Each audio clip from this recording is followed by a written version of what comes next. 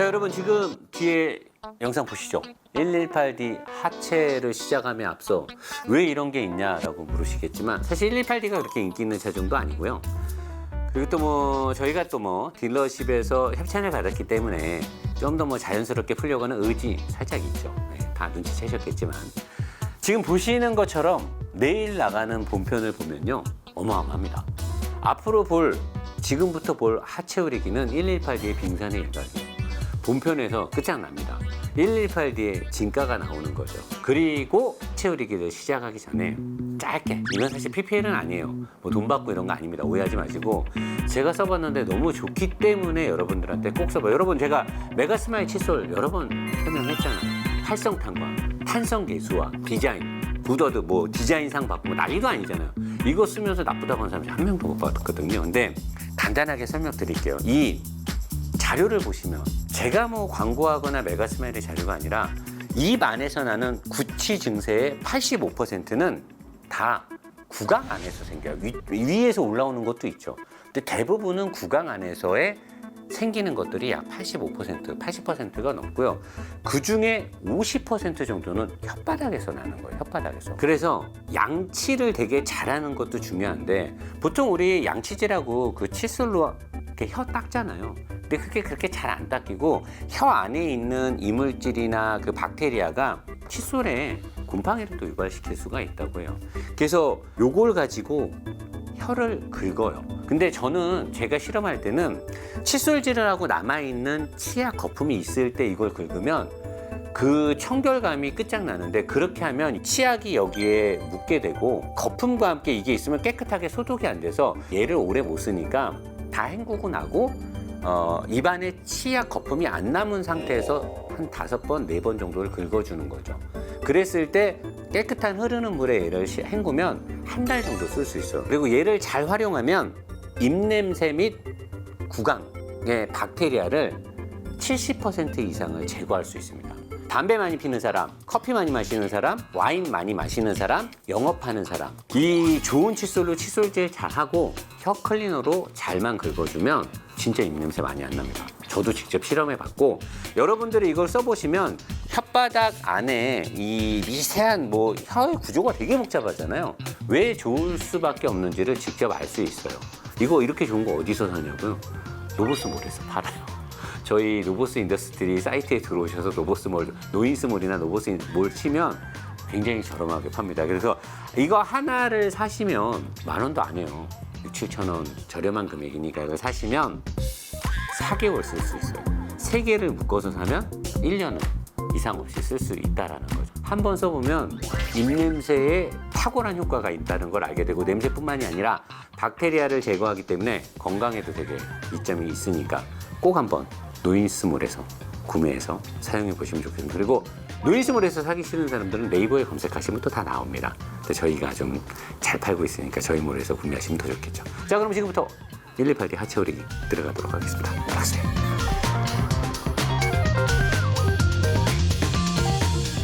자, 안녕하십니까. 로보스 인더스트리 노 사장입니다. 오늘 하는 차는 또 공교롭게도 요즘에 BMW는 저한테 협찬이 좀 잘 되고 있는데, 뭐 어쨌든 저는 궁금했던 차였거든요. 1 시리즈 BMW입니다. 벤츠나 아니면 타 유럽 브랜드들을 하려고 했으나, 뭐 다음 주에 랜드로버의 벨라가 다다음 주에 잡혀 있고, 뭐 콜로라도라든가 다른 차들이 잡혀 있는데, 저희는 뭐 일단 협찬되는 순서대로 진행이 되고, 그리고 현재 이 차는 뭐 옆에 일단 보시게 되겠지만 내셔널 모터스라고 BMW 딜러사에서 제공이 된 차입니다. 자본주의가 이렇게 무서운 거라는 댓글들을 제가 봤는데, 이제 로보스 인더스트리도 노사장도 발빠르게 신차가 출시됐을 때 움직이려면 제조사나 딜러십의 후원과 지원 또는 차량 협찬을 받기로 회사의 어떤 나아가는 방향성을 바꿨기 때문에, 그렇다 하더라도 뭐 영혼을 팔아갖고 차를 막 빨아버리거나 그런 일은 없습니다. 이 내셔널 모터스의 요청 사항도 있는 그대로, 좋은 점은 좋은 점대로, 나쁜 점은 살짝 포장해서 아쉽게 표현을 해달라는 요청 사항이 있었습니다. 그래서 공정하게 진행을 할 거고요. 1시리즈가 1세대, 2세대에서는 후륜 베이스로 3시리즈의 플랫폼을 이용해서 만들었다가 제가 한 과거 3, 4년 전부터 몇 번 얘기했습니다. BMW 안에 미니가 있기 때문에 미니의 플랫폼을 미니만 생산하진 않을 것이다.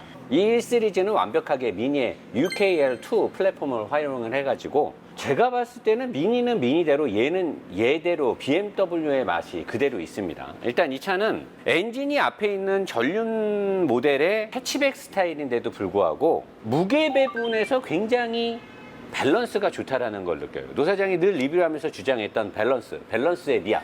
자동차는 밸런스와 저중심이 굉장히 중요하다. 이런 급의 차에서 뭐 흔하지 않는데 일단 본넷 후드는 알루미늄으로 되어 있습니다. 그리고 차체들은 대부분이 스틸입니다. 대부분이 스틸이죠. 이런 데도 아래쪽에 가면 알루미늄을 사용한 곳이 있는데 현재 보여지는 곳에서는 다 스틸이 적용되어 있습니다. 그리고 앞쪽으로 뻗어나가는 스트럿바 같은 양쪽에 있는 양쪽에 댐퍼의 마운트 부분, 휠하우스를 잡아주는 이쪽 부분은 스틸이고 요 앞쪽으로 뻗어나가는 지지대, 상단 지지대도 스틸입니다. 이 차는 여기에서 플랫폼이 끝나죠. 여기에서 지금 현재 플랫폼이 끝납니다. 이쪽에서 요 앞으로 이렇게 돌아갖고 나가는 건 없어요. 그렇기 때문에 요게 이쪽으로 와서 전치물들을 잡아주고 밑에서 서브 프레임이 내려와서 잡아주는데 보통의 유럽의 푸조나 시트로랭이나 다른 회사들의 이 해치백, 특히나 폭스바겐도 마찬가지고 해치백 스타일의 전륜 작은 차에서 앞쪽으로 이렇게 강성을 확보하기 위해서 위아래로 이렇게 지지대가 동시에 나가는 차는 흔치 않습니다. 뭐 르노 메간의 뭐 고성능 버전이라든가 골프 R이라든가 몇 가지 버전의 추가 보강제는 있을지 모르지만 대부분의 유럽 해치백들은 아래쪽과 위쪽에 하나만 이렇게 지지대가 나가거나 아니면 안 나가는 경우가 많아요. 근데 그거를 깼던 게 르노 얼라이언스 이 회사랑 전륜 플랫폼을 공유했던 머세디스 벤츠가 르노 플랫폼으로부터 받았던, 르노 회사로부터 받았던 전륜 플랫폼을 A 클래스를 만들 때 A45 AMG라든가 A200이라든가 이런 걸 만들 때 하부 쪽에 서브 프레임을 별도의 보강으로 앞으로 보강대를 지지대를 뺀 적은 있었는데 대부분은 안 하죠. 근데 안 하는데 미니는 BMW 미니는 아래쪽에 보강대가 있었고 얘는 아래쪽 위쪽에 이렇게 잘 돼 있습니다. 그리고 현재 여기에 들어가 있는 엔진은 BMW가 뭐 제가 최근에 520 디젤을 하면서 칭찬했던 그 엔진 블럭의 그 엔진의 생산 라인에서 나오지만 디튠이 된 거죠. 190마력, 205마력이 아니고 150마력입니다. 그래서 이 엔진은 배기량은 같은 2000cc인데 4기통에 150마력밖에 안 내기 때문에 터보가 일단 싱글 소형 터빈이 들어가요. 터보가 작다 보니까 운전하면서 터보의 의존도가 낮다라는 게 느껴집니다. 오리지널 디젤 엔진의 느낌빨이 그대로 나고요. 악셀을 이렇게 밟다 보면 엔진이 약간 좀 갈갈대는 느낌이 살짝 나옵니다. 그거는 그냥 오리지널 디젤 엔진의 그런 특성이 살아나서 어떻게 보면 좋은데 최근 엔진들처럼 뭔가 좀 잘 어루만져졌다라는 느낌은 안 들고 뭔가 안정적이면서 조금 최신의 엔진은 아닌 것 같은데 뭔가 되게 부드러워요. 웬만한 사람들이 타면 바깥에서 이 차가 이제 소형차다 보니까 보시면 알겠지만 인슐레이드 패드가 그렇게 방대하게 적용이 안 돼 있죠. 그래서 바깥에서 시동을 걸어 놓으면 디젤 엔진 소리가 좀 납니다. 안에서는 전혀 안 나거든요. 그래서 안에 탑승한 사람들은 이 차가 가솔린인지 디젤인지 운전하면서도 헷갈릴 수가 있어요. 안에서 안 나면 장땡 아니겠습니까? 운전은 내가 하니까. 이것이 무엇이냐면 이제 제조사의 협찬은 이렇게 말이 나가는 거죠. 원래대로였으면 딸딸이가 심하다 이렇게 나가야 되는데 가장 중요한 건 운전자 중심 아니겠습니까? 안에 탑승하는 사람들이 조용하면 끝난 거 아닌가? 나는 그게 남들이 바깥에서 시끄럽든지 말든지 요즘처럼 이렇게 각박한 생활을 살면서 남들이 내 차에 엔진 소리가 나든 말든 무엇이 중요합니까? 내가 안에서 조용하면 되는 거지. 상당히 조용합니다. 상당히 부드럽고 그리고 거기에 일조를 하는 게 이 엔진은 190마력, 205마력, 막 210몇 마력을 내던 엔진을 디튠을 했기 때문에 디튠을 할 때 디젤에서 가장 먼저 손대는 게 뭐예요? 압축비를 일단 떨어뜨리죠. 압축을 세게 해서 빵빵 터져야 힘이 세게 나고 박력이 있는데 압축비를 떨어뜨려. 그러면 일단 엔진이 부드러울 수밖에 없어요. 그래서 출력이 살짝 죽죠. 그럼 사람들이 노 사장님 그러면 엔진이 그렇게 출력과 뭔 것이 막 떨어지고 그러면 안 좋은 것이 아닌가요? 그러는데 이 1500km대 차에 150마력의 디젤 엔진이면 충분합니다. 충분하고 다른 회사도 이렇게 했을 텐데 미니에서 이미 미니가 사실 옛날부터 로보사에 영국의 로보사에 미니가 있을 때 그 당시에 미니는 거의 뭐 핫해치보다 더 작은 그 크기로 굉장히 스포츠성과 밸런스를 중요시했기 때문에 이미 엔진은 상당히 안쪽으로 들어가 있어요. 댐퍼 쪽으로 다른 전륜차에 비해서 이미 안쪽으로 들어가 있고 지지대 등등이 아래쪽 위쪽에서 다 사방으로 뻗어 나갔기 때문에 앞쪽이 무겁다. 내 차가 밸런스가 앞에 쏠려 있다. 앞이 무거워서 핸들링, 이 스티어링 특성이 뭔가 거북하다는 거의 느낄 수가 없습니다. 그리고 댐퍼가 꽂혀 있는 이 휠하우스 부분이 다른 이 전륜차들에 비해서 여러분들이 직접 한번 비교해서 굉장히 커요. 굉장히 크고 약간 사각형과 철모를 혼용한 듯한 이런 스타일로 돼 있는데 굉장히 안정적으로 커요. 그래서 이 차는 플랫폼이 굉장히 땅땅하다는 걸 느껴요. 그리고 BMW는 밸런스에 목숨을 거는 애들인데도 어쩔 수 없이 엔진이 앞에 있으니까 이 차는 5대5의 무게 배분은 아니겠죠. 하지만 최대한 땡기고 무게 배분에서 웨이트 디스트리뷰션에서 불리하다라면 우리는 저중심이라도 하겠다는 철저한 BMW의 기계 공학 철학. 후드가 알루미늄으로 되어 있는 거죠. 그러다 보니까 무게 중심이 낮겠죠. 그래서 굉장히 차가 민첩하고 빠릇빠릇하게 잘 움직입니다. 여기에 있는 이 플라스틱의 부품들이 사실 화재의 발화점이 되는 곳입니다. EGR 쿨러가 여기에 꽂혀 있죠. 근데 이 차는 BMW는 과거에 3년 전부터 화재로 회사가 굉장히 껄끄럽고 경영난에 빠지기도 했었죠. 다시는 불이 나고 싶지 않을 거예요. 그러면 BMW들은 차를 어떻게 만들까요? 여기가 플라스틱이기 때문에 또 불나는 거 아니냐 그러는데 이미 이 밑에 엔진 오일을 식혀줄 수 있는 엔진 블럭에 꽂혀 있는 열교환기도 굉장히 크고요. 이쪽에 EGR 쿨러도 굉장히 커졌고 SCR과 DPF도 굉장히 크기 때문에 나가면서 일단 배기가스가 상당 부분 온도가 떨어질 수밖에 없는, 거기다가 이렇게 돌아오는 것도 있고 터보 쪽에도 제가 터빈은 작다라고 했지만 이쪽에선 지금 안 보여요. 제가 밑에서도 사실 잘 안 보이는데 억지로 라이트 쑤셔놓고 봤더니 웨이스트 게이트라든가 흡기 쪽으로 나가는 것도 제가 모르는 뭔가 희한한 것들이 달려 있으면서 굉장히 최신의 엔진답게 잘 세팅이 돼 있더라고요. 그리고 이 엔진이 실내에서 진동과 이런 것들이 안 들어오는 건 여기 보시면 다 알루미늄이잖아요. 엔진을 잡아주는 블럭들이 다 이렇게 이쪽도 알루미늄, 안쪽에도 알루미늄, 여기도 알루미늄 보이시죠? 그 다음에 여기 다 알루미늄, 다 알루미늄. 요렇게 해놔야 엔진 진동이 잘 여기서 상쇄가 되는 거죠. 현대자동차의 최근 차들을 보면 눈에 보이는 여기를 알루미늄을 하고 요것도 다 알루미늄 하기에는 조금 아까우니까 얘를 알루미늄으로 하면 얘를 스틸로 하든가, 현대는 이제 그걸 섞어 쓰죠.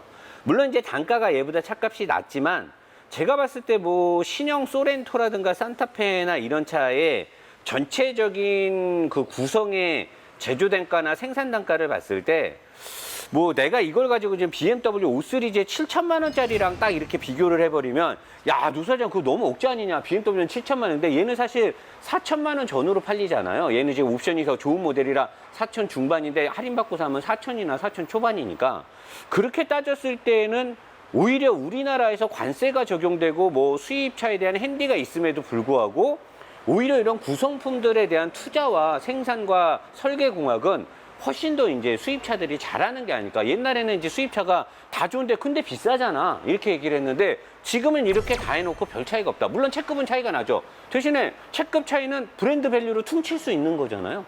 그렇게 따지면 나는 제조사에서 이 정도의 성의를 보여주는 게 맞지 않나라는 거고, 오른쪽으로 가서 이따 밑에 내려가면 미션 쪽에 마운트가 우리나라 차는 100% 거기가 다 스틸이죠. 왜? 안 보이니까. 우리나라의 철학이잖아. 안 보이는 곳은 철저하게 쌩까라. 그냥 쌩까고 가잖아요. 근데 이따 내려가서 봐야죠. 저 아직 확인 안 했습니다. 이거 짜고 치는 고수도 아니고요. 내려가서 만약에 얘도 스틸이다. 똑같이 욕해주면 되는 거예요. 근데 알루미늄이면 현대를 욕하면 되는 거죠. 그거는 아주 공평하지 않습니까? 자, 이쪽에서 흡기로 들어온 공기는 얘는 마력이 그렇게 세지가 않으니까 여기를 뭐 막아주거나 이런 장치는 없어요. 플랩은 없고 들어온 공기는 여기를 타고 바로 엔진으로 꽂히죠. 그래서 풍부한 토크보다는 엔진의 리스폰스가 상당히 좋습니다. 여기 외에는 이제 설명할 게 없네. 옆으로 가도록 하겠습니다.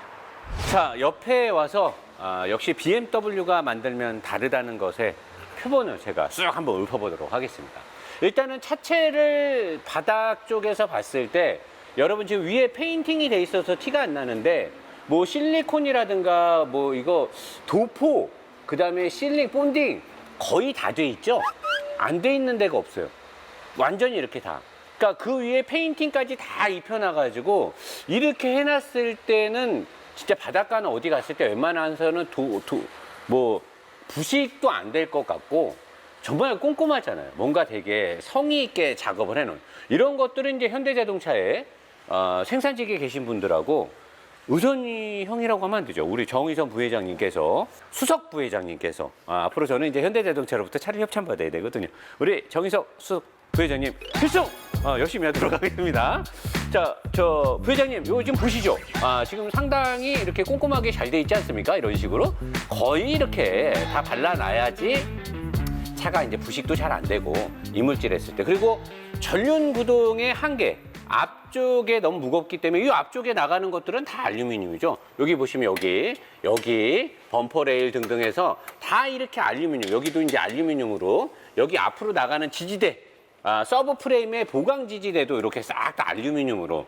이런 것들이 이제 뭔가 생산 철학, 설계 공학. 그 다음에 달렸을 때 앞쪽에 디스크하고 캘리퍼라든가 이 벨하우징 같은 게 비싼 고급 기술이 들어가지 않았기 때문에 그렇게 하면 어떻게 냉각이라도 시키겠다. 봐봐요. 냉각 덕트가 이렇게 커다랗게 돼 있지 않습니까? 바람을 잘 내보내주면 조금 하급, 저급의 싸구려를 달아도 바람으로 식히고 가겠다. 굉장히 성의가 있잖아요. 자, 그리고 댐퍼와 스프링은 이 차급의 이 중량에는 캐스터 빡 있으면서 캐스터 있죠.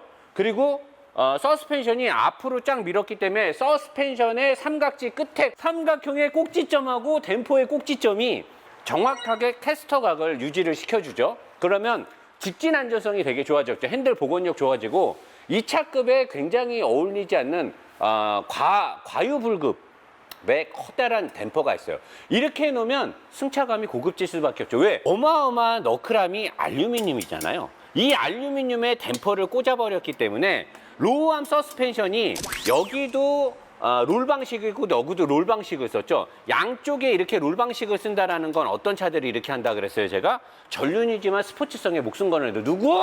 혼다 어코드, 혼다 시빅, 그 다음에 미니 이런 애들은 이런 롤 케이크 두 개를 줘서 서스펜션의 움직임의 정확도를 목숨을 걸고 만드는 거. 대신에 저렇게 하면 승차감이 안 좋아져요. 뻑뻑하고 단단해요. 그렇기 때문에 댐퍼를 끝을 여기다 꽂아버리는 거죠. 여기 너클함에다. 이렇게 되면 여기서 올라오는 충격이 얘를 타고 어느 정도 상쇄가 되고 올라가고 올라가서 마지막에 문제가 될 법한 여기도 알루미늄 합금으로 브라켓을 설치를 해버리는 거죠. 이렇게 해서 스포츠성과 직진 안전성과 핸들링을 잡으면서도 소재도 아끼고 적시적소에 알루미늄 합금을 넣어서 고급진 승차감도 땡기고 설계공학과 소재공학의 최상의 찰떡궁합이란 이런 시스템을 보고 말하는 거죠. 내셔널 모터스에서 차를 받았다고 이렇게 말하는 건 절대 아닙니다. 정말로 왜 웃어 이 새끼야. 제가 미니를 칭찬했잖아요. 정말이라니까요. 타보면 알아요. 저는 이 차를 감히 말할 수 있습니다. 제가 도요타 86, 지금 한일 문제 때문에 노 사장이 민감한 거 아니냐는데 저는 정직하게 진실을 말할까. 도요타 86을 리뷰하면서 한 말이 있죠. 운전자를 키우는 차라고 되면 되는 거죠. 정말로 밸런스와 운전의 어떤 시스템에 굉장히 그 맛을 느낄 수 있어요. 이걸 보면 그런 것들이 느껴지죠. 서브프레임 관계는 밑에 가서 얘기하고 저는 뒷바퀴로 가도록 하겠습니다.